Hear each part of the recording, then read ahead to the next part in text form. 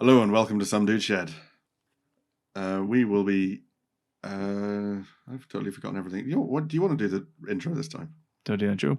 Welcome to Some Dude Shed, the fucking only podcast you need. Subscribe and listen. So this is our usual segment, true or false segment. How am I doing so far in the intro? I think it's going all right. It's a true or false segment. All we do is we just tell our stories and we all have to guess, are they true or are they false? You know the drill. If you've been listening, you know the drill. Let's face it, you haven't been listening. Why not? I'm sure there must be one person out there who'd be listening. Oh yeah, there's our one unique subscriber. Assuming he's still subscribed. We actually have 13 subscribers now. Unique? Ooh. Oh, there you go. See, I don't track the analytics because I'm not clued in. Goodness me. Anyway, who's going first? I think mine's the oldest story, so I guess I'll go first. Dunno.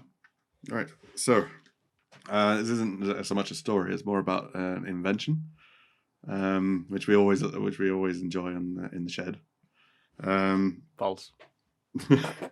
So, way back in 1829, they were going to start a brand new enterprise called rail travel, which is a weird idea, and I don't think it ever caught on. But they had this a train line that they were going to make between Liverpool and Manchester. That would be the first commercial line for passengers, and they had a trial to see who would make the trains. So who can make the best engine to run the trains. Mm-hmm. These are quite famous. They're called the Rainhill Trials, and they were won by Stephenson's rocket, which was a very famous train. It's like one of the first decent steam engines. It could go like 30 miles an hour, and it had a lot of features in it that pretty much stayed in theme design. Stephenson's rocket? Yeah. Did they have rockets back then? Yeah, well, they had rockets, yeah, but then they called it the rocket. It was a train. Well, and it was pretty hold good. on. What were rockets back then? Like, I mean, just They had fireworks. fireworks, and they called them rockets. Yeah. What's the actual definition of a rocket? Well, saying it'd be different from back then, wouldn't it? I just have the no. same. It's like a tube with a load of fuel that shoots off, isn't it? Like a projectile of some sort, Yeah. like which they probably count as a rocket. Well, point is, rockets are fast, and he called his train the rocket. And he won the trials by pretty much having the only train that worked. 4 other entrants, 3 of which were steam powered, and they didn't work very well. I think one of them got to like 20 miles an hour and then just broke down. And his was the only one that worked. Like while the other ones were being fixed, his was out just entertaining the crowd, just driving around. Mm. But it's the 5th entrant that we're going to Driving around on a train? Well, on the track, backwards and forwards. For these trials, which is particularly interesting. It wasn't powered by steam. It was powered by slavery, wasn't it? Close, but no. So, right, okay. I haven't got notes here. All the thing I've got here is describe it on my notes. So I've got a picture up here. Right, basically, it's a carriage. So you got the 4 wheels. Was it powered by lungs? Was it a lung powered train? Close, but no. You got 4 wheels. And on top of this, it's a very basic carriage with like 2 fences, and there's a horse on the carriage. And the idea is there's a treadmill linked up between the pairs of wheels. The horse would stand on the treadmill, and as the horse walked, the train would move. Right. 1 horse powering an entire train. Yes. Yeah, but the horse would have to make the conscious effort to force itself down onto the treadmill in order to make it move. There has to be like a momentum first. Well, have you ever done the hill training? Yeah. Well, one of the things you can do in it, if it's in a gym, is they make you go on a treadmill. The treadmill's not turned on. You brace yourself against the front of the treadmill, and you force the treadmill track to move. All right. Well, unless the horse is pushing down with conscious effort to make the... Maybe that's what they did. Maybe they just gave it a push to start off, and that would make the horse have to trot along to keep up with the treadmill. No. Unless the horse was like locked into position, and then it started. You know what I mean? Like that is the case. The horse is locked in. There's a chain connecting the horse to the side of it. So it's locked in place. So when it walks on the treadmill, the horse doesn't move. Just Heavy enough. How many cars were in the train? it wasn't very many. It would have been like maybe three carriages filled with people. So not exactly a heavy cargo train. And one horse? And one horse. False. But you have to think, No way. this was the whole system is it's a very low friction system. So you've got iron wheels on iron tracks. So you can, even with human power, just moving a carriage. You know, you've seen those. You've seen a really old like comedy film where they've got that lever thing. Yeah, on but the rails. usually it's You pick like, up quite a bit of speed on those. yeah, but usually it's just one thing on its own, and there's usually two men Yeah. doing it. Even so, still the horse can. It did work a little bit, but not very well. On the way there, the horse actually put its foot through the treadmill, breaking it. So they had to replace the part of the treadmill there. And when they got there, they were actually disqualified because it was only for steam engines. But if the horse put his foot through the treadmill's not gonna instantly stop. The treadmill's gonna keep going a bit and drag the horse's foot along with it. No, not really. Kind of went through the treadmill. I think it might have went through both sides of the treadmill, so it went out the bottom of it as well. All right. It wasn't very well. So even if made. you turn around and tell me this is true, I still don't believe this. No, I think this is. I think this is just bullshit. Because the horse nearly got there as well, which means he's trying to say that this worked, which I don't believe for a second this worked. It did work. Whether they actually, I don't think they got it there the whole way because this was a brand new train line. So maybe they got it there in bits on a barge or something and then built it there and then put the horse in it and made it move a bit. But they were disqualified because it wasn't a steam engine. That was the idea. What happens if they got the horse drunk first? It was steaming. Well, that would work. So yeah, that's basically the true or false. Did somebody enter a horse-powered treadmill design to run the Liverpool-Manchester train? No, did somebody enter? Is a different question altogether. Oh yeah, they entered it, yeah, and built it. What was phrase it again? What's the true or false? Did this invention exist? Basically, did they build it and try and run it in the trials? Yeah, You're saying it did.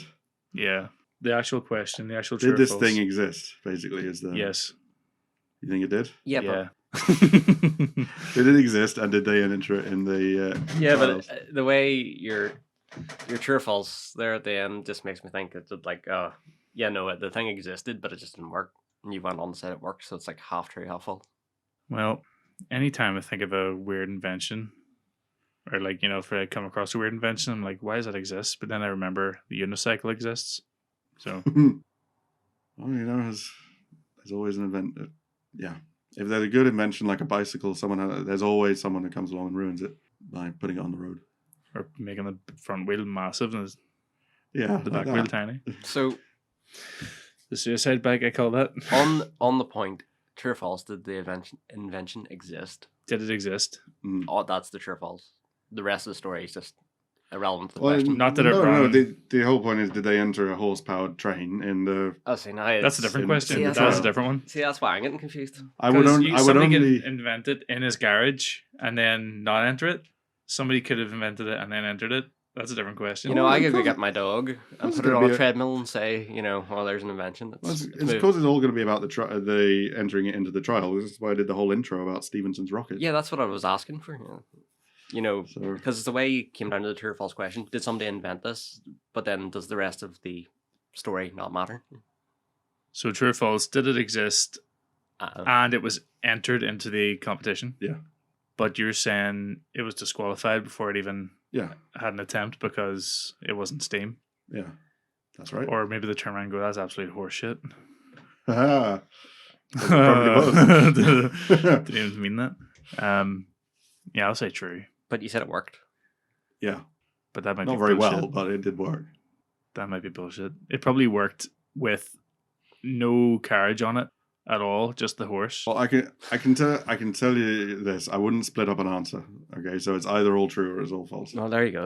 That's what I wanted to hear. Yes. Okay. Okay, right. So, what do you think? Well, it's the fact that he said it sort of worked. It's like, I can't imagine how that would sort of work.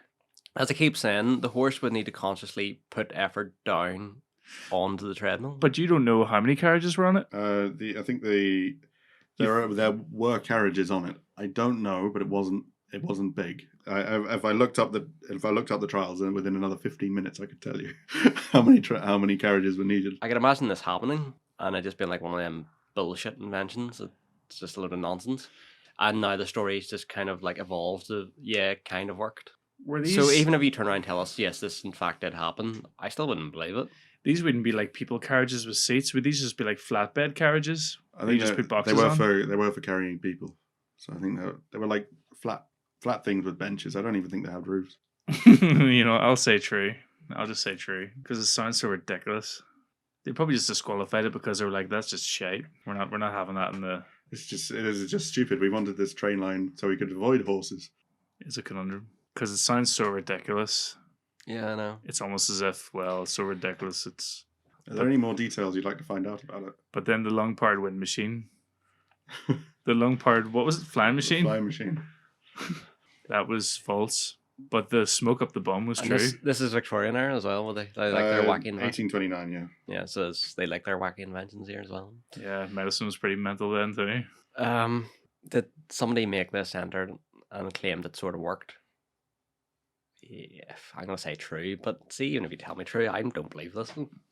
I'm going to say true, but I'm going to picture literally just like probably just really badly put together.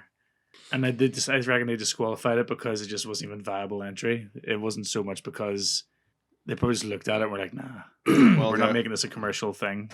Well, guys, I can tell you that this, you both said true. This may amaze you, but it is indeed true. I don't believe it. Is it actually true? There is the design of the thing. You see the horse there in between the wheels.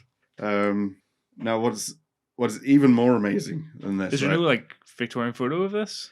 1829. I'm not sure photos are very common. Let us see the photo again. It's just a drawing, but yeah. So there is a harness. Right, the harness. So the horse Yes. is harnessed to this railing here. Yes. And you see the treadmill going between the wheels. Yes. So.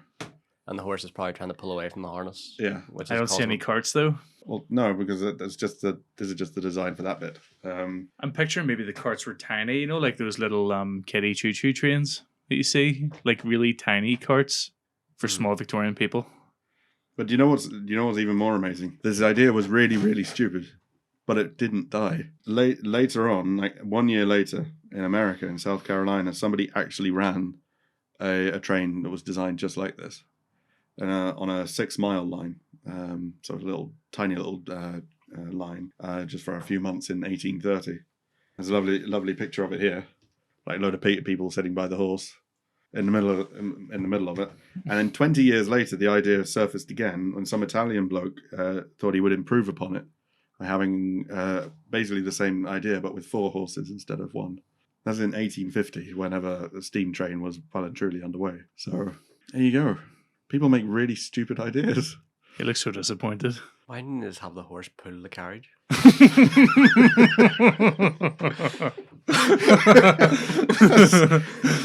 That's exactly what they said. It's just a chariot on wheels then? Yeah, I imagine that the people who disqualified him from taking part was like, what do you think this is for? We wanted to get rid of the horse in the first place. I don't know. I'm genuinely amazed they didn't actually power it by slaves or just people or whatever. I feel like that's a story that's kind of evolved from what actually happened. I don't believe it. Well, the device is there. It was real. I reckon it's like a Dragon's Den thing. They brought it in. They looked at it for a few minutes and were like, nah. We're looking for an investment of £200,000. It's like, you could run these in your train lines. And all the dragons turn around at the same time, unanimously. I'm out. It's funny you should mention the money because there was a cash prize for the trials. £500. Holy shnikes. And you get to use that to develop your train idea and take it as like make new ones. 300,000 or 400,000 today. Quite a lot of money because I remember as was around the time Pride and Prejudice was written, which is a lovely thing, and I've watched the TV series. And there was Mr. Darcy, who was extremely wealthy. He made £6,000 a year, and everyone was like, "Wow, £6,000! He's loaded. He's well mint," as they said in Jane Austen's book. If you had the option with all the money in your bank account, right, assuming you have like a couple of thousand, would you go back in time with the money you had now? if you're given the option. Oh, what? Or like minus inflation, so I still had like £3,000. Yeah. Well, that'd be quite fun, I suppose. But It'd be pretty good, wouldn't it? don't know Go what I back in did. time with you'd literally be wealthy. Brush elbows with the monarchs and everything. I'd be like Mansa Musa. All right, so Mr. Red, you're next. Okay, well, you know the way there was... False. Yes. All right, Mr. Black. Right, anyway, yeah, so... No, the way there was a war, yeah. Yeah, there was a war. Right. There was a war, yes, and it took place between 1939 and 1945. Well, depending on your perspective. Chinese thought it started a lot earlier. There's some Japanese guys on an island. There's always been some Japanese guys on the island. But none of those guys were left behind and were found like years later. Some Japanese guys on an island for thousands of years. Oh yeah, they think the war's still on. Okay, yes, I know what you're talking about now. Yeah, so 1945, the 7th of May, the Germans officially surrendered. The news didn't hit the Russian populace until the 9th of May at 1 a.m. Right. Now, understandably, everyone's quite glad that the war is over, but particularly the Russians, they didn't have a good time of it. And you know the way, if you're celebrating in the West, you pop a champagne. What do you think the Russians celebrate it with? Well, it sounds like they'd pop a vodka. Yes? Right. Yep. Well, they partied pretty hard. Party hard. And they ran out of vodka in 22 hours. What, the whole of Russia? The whole of Russia.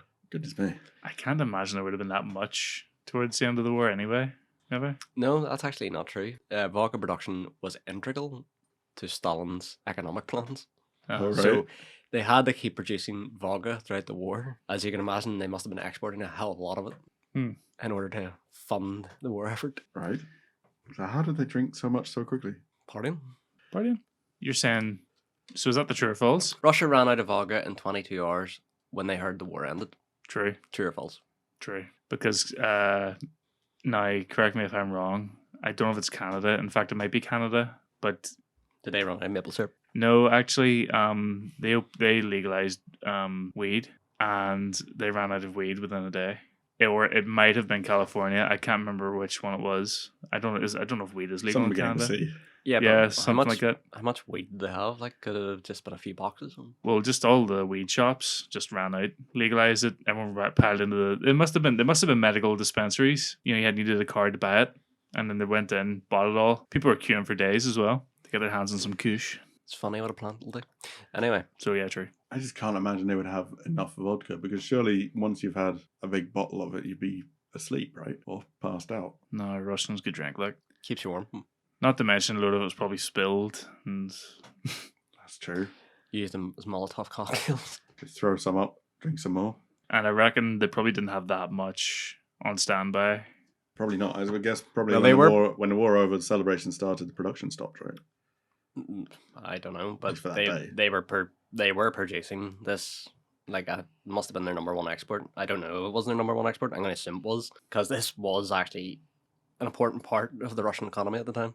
A very important part. It still is today, but at the time, it was crucial. I'd say they would have rationed vodka for the citizens because they wanted to export the most of it because that's where all the money was. So I'd say, yeah, they would have ran out. I think it's possible. No offense to Russians, but I know they can drink. So, yeah, I'll say true. Like, even over here, there's like rations and chocolate and everything. And if everyone just was like, right, yeah, party, everyone eats chocolate, they would have ran out of chocolate within a day. So, yeah, true. True. Yeah, both sounds true. Yeah. It's true. Yay! Well done, Russia. Good job. There you go. Wow. So how drunk was everybody? I would say pretty damn drunk. Yeah, so it wasn't actually announced. Germany officially surrendered on the 7th of May. It wasn't announced in Russia until 1:10 in the morning of May the 9th. The civilians in Russia kind of just broke into a drunken sleeper and ran out 22 hours later. This was before Stalin even had a chance to make a speech. I'd say most of them were so drunk they probably forgot the war even happened. They woke up and like, fuck, look at the state of the place. It must have been some party.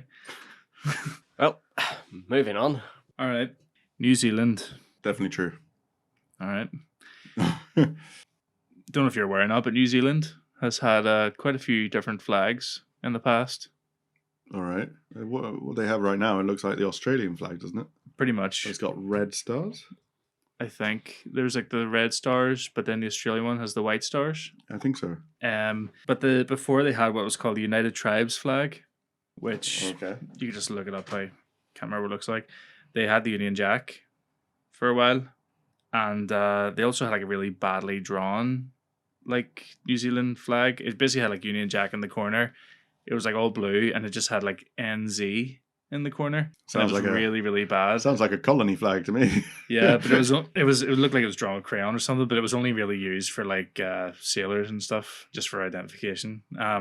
But its current flag, as it is now, was adopted in 1902. But there was talk of changing the flag, as you mentioned there, because it was a British colony for only 12 years. So a lot of people felt like there was not much point in keeping such an oppressive flag.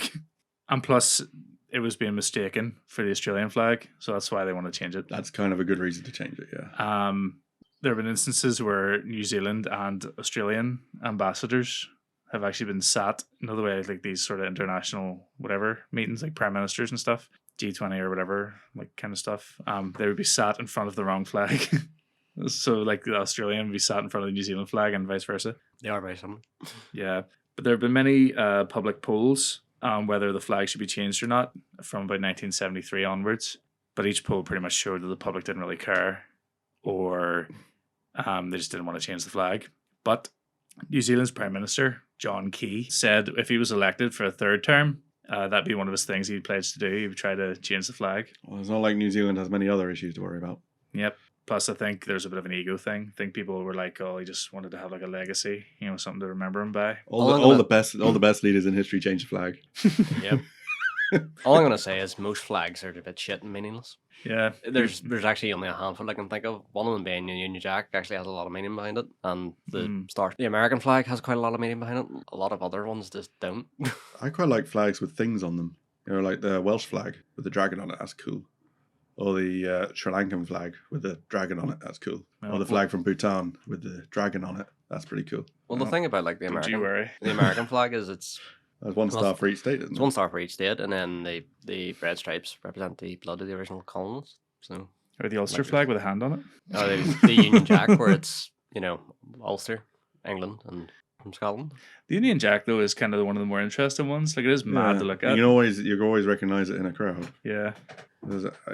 Unlike the Ivory Coast in Ireland. Whereas it was like the Mexican flag and the Italian flag are always mixed up together. They're always confused. The Mexican flag has a thing in the middle of it. It's like a bird in the middle. Doesn't. Italian flag doesn't. The Italian flag and the Nigerian flag look very similar. Yeah. The Dutch flag and the Russian flag look pretty much the same. One's on the side. They're just different colours. Is the French flag confused as well? French flag is blue, white and red. There's no other blue, white and red tricolour in that direction. But the horizontal tricolour, there's the Dutch flag, which is red, white and blue, I think. And then there's the Russian flag, which is white, blue and red. They get mixed up all the time. But a lot of flags are just crap. Yeah. If you only have a tricolour as your flag, it's a bit shit. It's rubbish. So the way New Zealand had what was the competition they ran before? Bird of the Year? At least. Oh yes, Bird of the Year. Didn't a lizard win it or something? Or a bat? At least Ukraine only has two colours. They're trying to be a wee bit more original. Mm. New Zealand did have like a Bird of the Year and a bat won it. Mm-hmm. So what do you think they did again? That was all done by like public voting and public poll and all that stuff. Government did the sensible thing and took in designs from the public. That'll always go well. Through an online submission system. Or do they have a flag that just said Flaggy McFlagface? That's literally what I was about to say.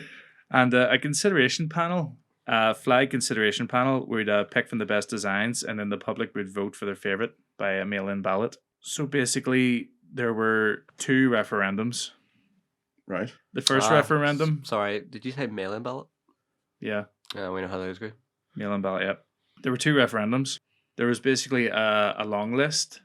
And then from the long list, these flag consideration panel people would pick from the long list. And then that would generate a short list in which people would vote in the first referendum to pick their favourite flag from the short list, which is 5 flags. Initially it was 4, but then it became 5. And then a final referendum to pitch the winner of that one against the existing flag.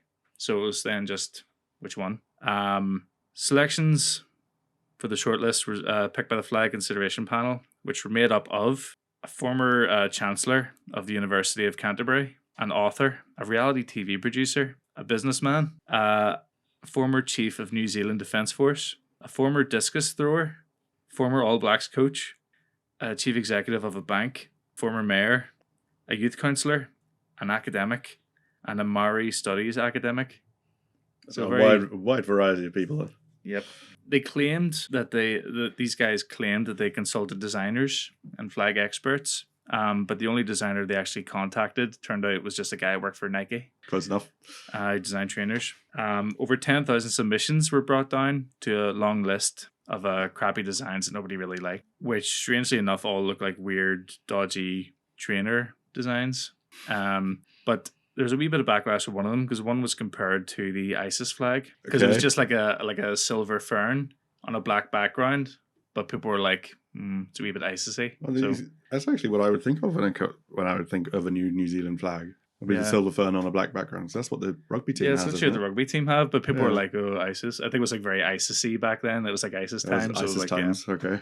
But now I think people were like, that makes sense. There was a fifth entry in the shortlist. There's 4 initially, but there's a fifth one. But people didn't like any of the 4 flags on the shortlist because they were like, these are shit. But there was one called the Red Peak because it was like, there's like a mountain. It was like a triangle. It was like a mountain. And then there was like, New Zealand's like the first country to get the sun in the morning. So it was like blue on one side and black on the other side of the mountain. I'll show you in a wee second. So that was then shoehorned in. The turnout for the referendum was 48%. Nearly half the country, that's all right. But the existing flag won anyway, with 56% of the vote. Ooh, what came second? I'll show you here. This is the long list. Right, okay. Of designs. I'm sure there's some nice ones in there. So, I mean, they all look like the guy from Nike sort of picked them out. Right. A lot of them were actually the same thing, just different color palettes swapped, because a lot of them were made by the same guy. So a lot of the flags are very uninspired and boring. The short list is this. I quite like the one at the top. What do you think? And the Red Peak's the one on the left. Okay. That's the one that was shoehorned in. But the one it came down to in the referendum was the one in the bottom left, the silver fern with the blue and the black. Nah, it doesn't look so good. Looks crap, doesn't it? I actually prefer the MLB one on the left-hand side. Know what I mean? Okay. I think it looks sort of sporty and Nike-ish, but I don't know, I think it looks cool. And the one on the bottom left there was actually dubbed the monkey butt because it was all swirly and, it's called the monkey butt. Would you like to see some other submissions from the public? Some very colourful submissions. I suppose. So these are some of my personal favourites. That's a kiwi, right? That's a kiwi, yes. Okay. It's really well drawn. It must have been done in the most recent version of Paint. That one, made by a guy. It's like, I think the reason was everybody likes blue. And if you cut it up into loads of little bits, you have like 12 blue flags if you wanted. That's what he said when he submitted this. Okay, sure. The guy submitted that, said, well, this is... 3 pyramids. And yeah, and it's like, it just shows how New Zealand has progressed very far. Is that flying kiwis at the top? Yep, and a little rainbow river at the bottom. Yeah, kiwis are famous for their ability to fly long distances. Yeah. You'll notice a lot of these are very Microsoft Paint-ish. Yeah. These were all viewable, by the way, on the New Zealand's website for a very long time. You can't see them anymore now. The guy that submitted the blue background also submitted this, the pure red one, because red is cool and red is fast. And also, I don't know, it's probably a bit aggressive for New Zealand. And also ninjas and dragons like red. I thought ninjas prefer black. There's the New Zealand Pepe. Lovely. Because nature and sheep and shit. I'm waiting for a Lord of the Rings one here. Sadly, no. I couldn't find any Lord of the Rings ones. Would you think there would be? That was the guy that submitted the red and the blue one. Actually, kind of looks a bit more like a flag. Yeah, he says the top blue part is the sky, the middle one is land, and the bottom one is water. Brilliant.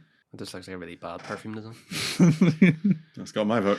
It says New Zealand, NZ on it, so I mean, It's a sheep and an ice cream. Yeah. It's nice that they let kids submit their crayon drawings. Are they known for ice cream? No, the thing is, because it was online, it was all just all meme crap. There's the Fawn's kiwi with leather jacket. All right, so that's pretty cool. Are we going to get to a true or false here? Yeah. Okay. Okay. What happens if that's a QR code? What happens if you use that QR code? It takes you to newzealand.com. Right. Brilliant. That's pretty cool idea. Pretty cool idea. The bicycle of New Zealand.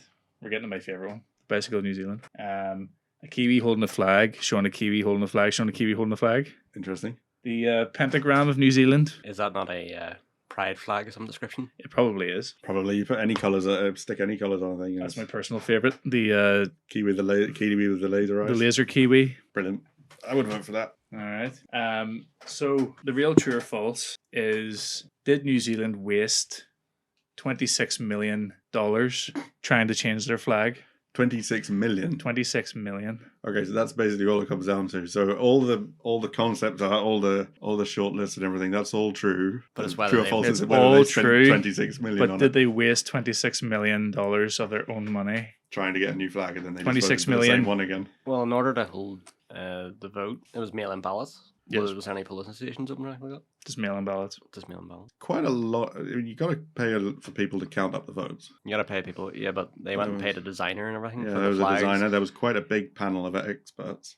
See if you turn around and say no, it was actually 27 million.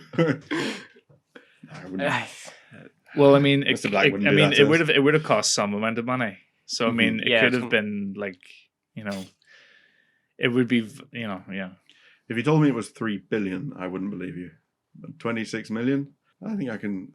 Well, sure, Does New Zealand have 3 billion? America wasted, what was it, 22 million on documenting UFO things in a filing cabinet or something? Yeah, I can. Yeah, I I can can- 100% believe that they spent 20 something million on. Yeah, I on can believe that. flags that they didn't use. That sounds like the kind of bureaucracy that we would get. You reckon John Key, Prime Minister, third time elected, wasted $26 million of the country's money, even though 5 polls from 1970 onwards showed that New Zealanders didn't care about the flag? Well, it's clearly they did try to change the flag. You just showed us the series of entries. And That's why- this was John Key's own initiative, though. Yeah, but he's going to use the public purse to pay for it. You know, it's not like it's coming out of his money. Oh, I forgot to mention as well, actually. I didn't know whether to include this in the podcast. And you maybe, it's up to you. Let's see here. A member of Parliament, you know the Red Peak flag that everyone Mhm. loved? Well, a member of Parliament realised that if you arrange 4 of them in a certain order, you get this wonderful Wow. arrangement. I'll not put it on screen, but Yeah, we get, It's a we very- get the point. You can use your imagination. yeah, it's a very controversial symbol. Very controversial and historic, shall we say. But yeah, that's why that one didn't go ahead. Well, I was going to say true on this. 26 million. Wasted 26 million trying to change a flag. Surprised it's not more, to be honest. Yeah, if you had said like $1 billion or something, then no, but 26 million. Yeah, true. True. True. True. True. It's true. Your taxpayers' money, people. Your taxpayers' money. Thank you, John. Thank you, Key. Prime Yes. Minister Key. I know something fun about kiwis. They lay massive eggs. They're really tiny birds, right? They're only Well, they're birds, you, yeah. they're like the size of a Coke can. But they lay massive eggs, like bigger than chickens. Is it like half the size of a Coke can? Yeah, maybe even bigger. It's like if you Basically, do a the little, shape of the bird. do a little Google image search for kiwi egg, and you'll be amazed at how their organs all kind of squash up in their body before they lay it. I'm not surprised because it's that part of the world. All the animals are weird, apart from sheep. They're like the only normal thing there. That's true. It was an import as well. Anyway, You know, one thing that annoys me? When people don't get more annoyed about their tax money just getting fucking burned. I know. I think we'll call an end to it there. Yep. If you've been personally affected by any of the issues raised, We don't care.